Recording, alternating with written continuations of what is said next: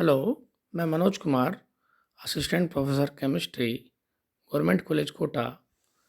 आप सभी के सामने रासायनिक बंध की प्रकृति के बारे में हमने पहले भी अध्ययन किया था। बीएससी पार्ट फर्स्ट का यह सबसे इम्पोर्टेंट टॉपिक है इनऑर्गेनिक केमिस्ट्री का। आप सभी को ध्यान में रखने वाली बात यह है कि पहले आपने जब एटॉमिक स्ट्रक्चर पढ़ा, उसके बाद आपने पीरियोडिक टेबल पढ़ा, तो ध्यान रखें कि इन सब के बारे में पढ़ने के पश्चात रासायनिक बंध की प्रकृति या रासायनिक बंध जो है ये टॉपिक में सभी प्रकार के जितने भी तत्वों का अपन अणु और उसके यौगिक बनते हैं उन सब का बनने का अध्ययन करते हैं। सबसे पहले देखते हैं रासायनिक बंध क्या होता है। देखें, रासायनिक बंध की बात जो करते हैं, रासायनिक बंध में ये रासायनिक बंध है आपका, ध्यान से देखें इसको आप। और इसको रासायनिक बंध के अंदर क्या है कि यौगिक व अणुओं में विद्यमान विभिन्न परमाणुओं के मध्य का बल जिसमें पारस्परिक बंधित होकर स्थायी अणु के रूप में रहते हैं। तो स्थायित्व प्राप्त करने के लिए अणु क्या करते हैं, आपस में बंध बनाते हैं, और ये परमाणु जो आपस में बंध बनाते हैं उसके पश्चात अणु के रूप में विद्यमान रहते हैं। और ये अणु की सबसे खास बात होती है कि ये क्या है, स्थायित्व होता है। स्थायी होने के पश्चात जब उनमें स्थायित्व होगा तभी वो आगे की कार्रवाई, तभी वो हमेशा आगे का काम कर सकेंगे।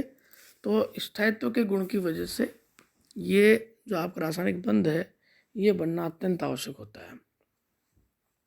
अब आता है आपका कि अणु। देखें, एकल इकाई के रूप में परमाणु का एक पुंज होता है, और वह पुंज जो कि विद्युत का उदासीन भी, ये तो या तो पॉजिटिव नेगेटिव ये चीज नहीं हो सकते। अगर होंगे तो उनको कैसे बोलेंगे, उनको आप बोलेंगे आयनिक। लेकिन वो जो आयनिक होंगे वो कभी भी अणु आयनिक नहीं होता है, परमाणु होगा, या फिर जो आयन होते हैं वो अलग टाइप के होते हैं। तो ध्यान रखें, अणु क्या होता है, हमेशा एकल इकाई के रूप में जो परमाणु का एक पुंज होता है जो कि विद्युत का उदासीन होता है। संयोजकता, फ्रैंकलैंड ने क्या कहा, किसी तत्व की संयोजकता उसकी रासायनिक संयोग करने की क्षमता है ना को प्रदर्शित करती है। देखिए, ये जो नोट्स हैं ये आपके शॉर्ट एंड स्वीट नोट्स हैं, समझने के नोट्स हैं। आपके जो किताब है, किताब के जो आपके जो कंटेंट्स हैं वो भी सब दिए गए हैं, लेकिन उसके साथ साथ ये अलग से आपको दिया गया है ताकि आपको समझने आसानी हो सके। देखिए, तो अणु बनने की मूल अवधारणा क्या है भैया, देखो इसमें बता रखा है कि ये हाइड्रोजन का एक और दो, दो आपके परमाणु ले रखे हैं। अब देखो आप, न्यूक्लियस बीच में होता है, ठीक है, इलेक्ट्रॉन साइड में होता है। ईसी का मतलब इलेक्ट्रॉन, ये जो आपका ईसी है इसका मतलब क्या है, आपका ये इलेक्ट्रॉन है, ठीक है, ये सी इलेक्ट्रॉन है, ये दोनों इलेक्ट्रॉन है।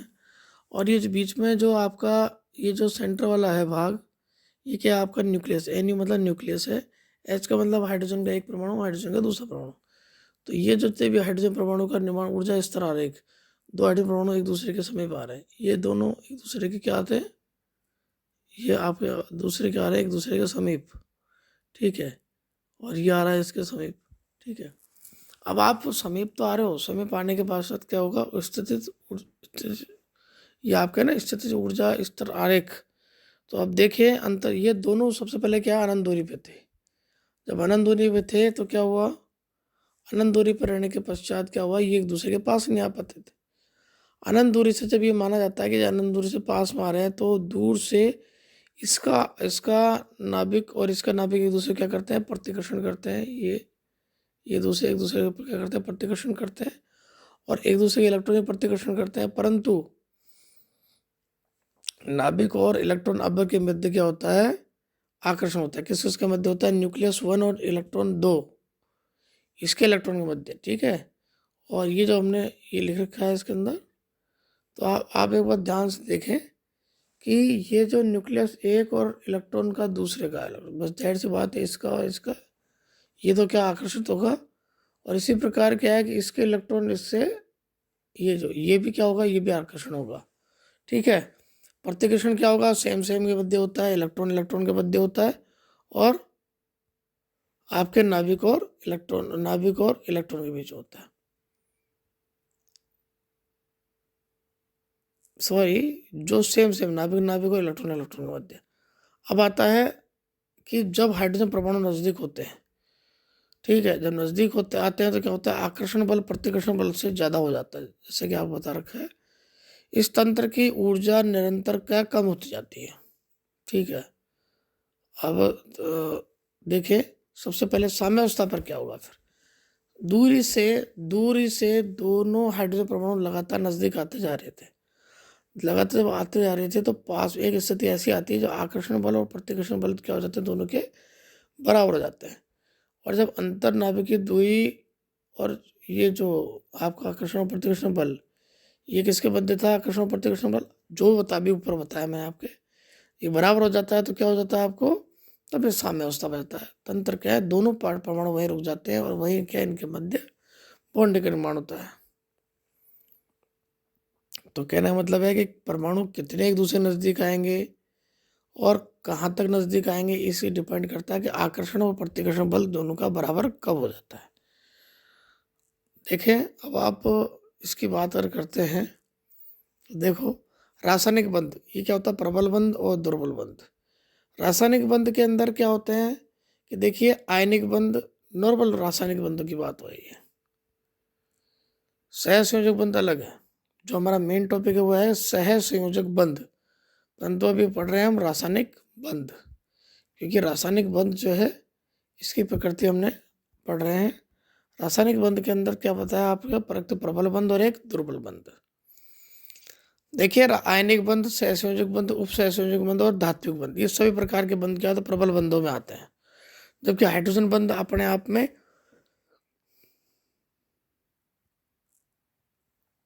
और दूसरा है वांडरवाल बंध, ये दोनों आपके क्या दुर्बल बंधों की श्रेणी में आते हैं।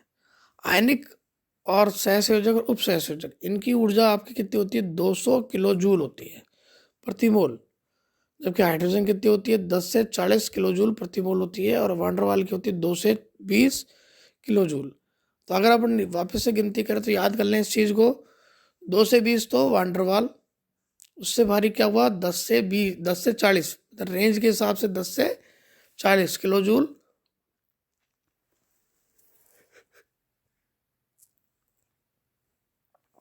और ऊर्जा रहेगी आयनिक की, सहसंयोजक की, उपसंयोजक की, लगभग सेम आती है, कितनी आती है, 200 किलो जूल।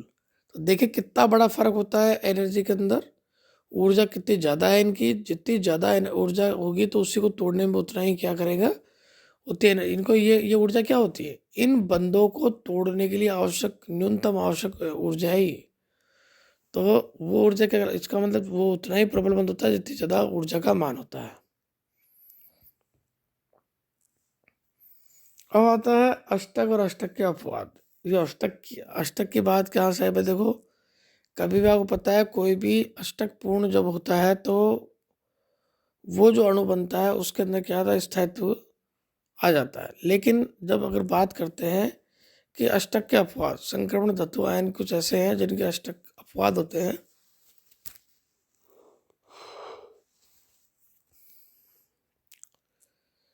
ये आयन बनते भी हैं और अपवाद भी रहते हैं, इसके अलग अलग कुछ कारण हैं। देखिए, क्रोमियम 3+ और आपका मैग्नीज 2+ और Fe2+। तो बारहम कोष की इलेक्ट्रॉन संख्या इसमें 11, 13, 14। अब देखिए, ये सभी जितने भी अपूर्ण अष्टक वाले या न्यून अष्टक वाले जो होते हैं, जिसके अष्टक से कम इलेक्ट्रॉन संख्या होती है, 8 इलेक्ट्रॉन से अष्टक में कम इलेक्ट्रॉन होते हैं, ये सभी क्या होता है, 4, 6 और ये इलेक्ट्रॉन के होते हैं, ये सभी क्या नॉर्मली क्या होते हैं, लुईस एसिड्स होते हैं, ठीक है। और ये इन सब के इलेक्ट्रॉन कम है, इन सब के ज़्यादा है, निकाल सकते हैं आप। PCl5 हो गया। अब देखिए, इन सब के अंदर, ठीक है, जैसे PCl5 की बात करता है तो देखिए 1, 2, 3, 4, 5 इलेक्ट्रॉन का जो क्लोरीन साझा कर रहा है, 5 क्लोरीन साझा कर रहे हैं फॉस्फोरस से। और प्रत्येक इलेक्ट्रॉन जो है, अगर एक करेगा तो फॉस्फोरस अपना एक देगा, तो इस प्रकार क्या 2 इलेक्ट्रॉन, एक बंद में 2 इलेक्ट्रॉन हो जाएंगे। तो 5 बंद का मतलब है आप कितने बंद हो गए, 10 इलेक्ट्रॉन होने चाहिए। तो 10 इलेक्ट्रॉन का मतलब क्या होगा, इलेक्ट्रॉन का प्रसार हो जाता है। विषम इलेक्ट्रॉन युक्त स्पीसीज, इसमें क्या होता है, इसमें अलग ही टाइप के इलेक्ट्रॉन की संख्या निकल के आती है, और ये जितने भी स्पीसीज है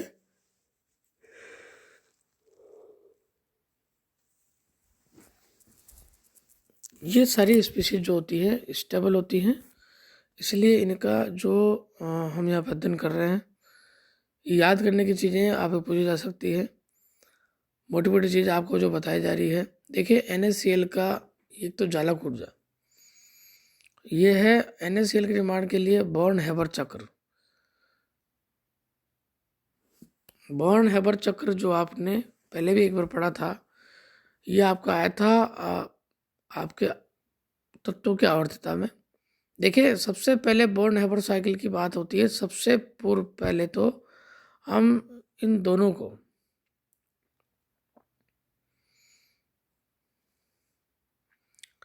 ये जितने भी हैं सोडियम और आपका क्लोरीन, इन सबको सबसे पहले तो स्टेज में लाते हैं, मोल फॉर्म में लाते हैं, देखिए गैस फॉर्म में लाते हैं। इधर देखिए सबसे पहले ये आयन फॉर्म में थे, Na+ जो गैस था और Cl- गैस था। इसके इसको ये इसके इससे क्या बनता है, हमारा 1 मोल NaCl का क्रिस्टल निर्माण होता है। अब लेकिन इसको बनाने से पहले, ये तो वो रॉ मटेरियल है जिसकी हमको आवश्यकता है।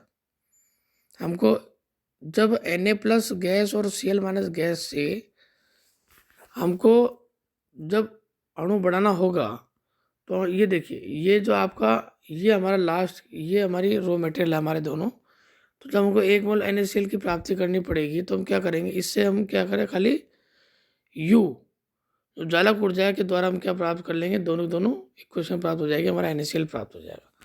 परंतु सबसे पहले इसको प्राप्त करने के लिए क्या होता है, हमारा सोडियम तो क्या होता है, नॉर्मल स्थिति में क्या होता है, सॉलिड होता है ना। तो जब सॉलिड होता है तो क्या होता है, इस सॉलिड को हम क्या बनाते हैं, सबसे पहले ऊर्ध्वपातन ऊर्जा द्वारा हम क्या बनाते हैं, गैस के रूप में कन्वर्ट करते हैं, और उसके बाद में इस गैस को हम ये आपके आयनन ऊर्जा, मतलब इसको हमने सबसे पहले क्या बनाया, ये सॉलिड था, सॉलिड से हमने क्या बनाया, उसको गैस में बनाया, गैस से हमने इसको आयन में कन्वर्ट किया, गैस के आयन के रूप में कन्वर्ट किया, तब हमारा रॉ मटेरियल प्राप्त होता है। इसी प्रकार इसको जो हमने गैस रूप में जो क्लोरीन था, इसको अणु से पहले क्या बनाया, परमाणु के रूप में कन्वर्ट किया, Cl2 था, Cl में कन्वर्ट किया, और वो भी क्या है, बंध वियोजन ऊर्जा, दोनों बंधों को तोड़ने के लिए वियोजन ऊर्जा हाफ देनी पड़ी हमको। उसके बाद में हमने इस गैस को क्या, गैस के आयन के रूप में चेंज किया। तो इस प्रकार क्या होता है कि हमारी दो चीज़ें सभी शामिल होते हैं। ये सभी चीज़ों से हमको प्राप्त है, बॉर्न हैबर साइकिल प्राप्त करते हैं कि अणु का निर्माण कैसे होता है। अगर टोटल मिला के ये हमारी काम ले लेते हैं, इसको हम डेल्टा एच की अगर बात करते हैं, एंथैल्पी की बात करते हैं, तो सबसे पहले क्या, ऊर्ध्वपातन ऊर्जा प्लस हमने क्या दी कि बंध वियोजन ऊर्जा दी, हमने आयन ऊर्जा दी, हमने इलेक्ट्रॉन बंधुता, इलेक्ट्रॉन जोड़ने के लिए इलेक्ट्रॉन बंधुता दिया, है ना। जिन जिन जिन ऊर्जाओं की गणना अगर हम करते हैं, प्लस करके हमने क्या किया कि जालक ऊर्जा भी दी। चूँकि जालक ऊर्जा हमेशा क्या होती है, निकलती है, बनने में ऊर्जा निकलती है, तो इसलिए क्या होता है, नेगेटिव में ले लेते हैं इसको। तो इस प्रकार क्या है कि ये आपका कंप्लीट 1 मोल NaCl क्रिस्टल जालक के निर्माण के लिए ऊर्जा का ये ग्राफ कहलाता है, और ये सूत्र है। ये चीज़ें तो मैंने आपको शॉर्ट एंड स्वीट बता दी। अब देखें, अब ये हमेशा आपके जो नोट्स रहेंगे। अब आपको मैं लेके जाता हूँ आपके उस पर कि आपका जो टॉपिक आता है वो आता है अब संकरण। ये सभी चीज़ों को आपको जानना इसलिए आवश्यकता है कि रासायनिक बंध के बारे में मैंने आपको पहले पढ़ा चुका। रासायनिक बंध के अंदर भी आपका जो संकरण की बात आती है, पहले उसको देख लेते हैं। देखिए सबसे पहले संकरण की बात अगर करते हैं, तो संकरण क्या होता है, सहसंयोजक योग को जो होते हैं उसमें बंधों के दिशात्मक गुणों के आधार पर पोलिंग ने अणुओं की संरचना समझने के प्रयास किया। तो इस संकरण में क्या किया, संकरण का मीनिंग ये होता है कि आपने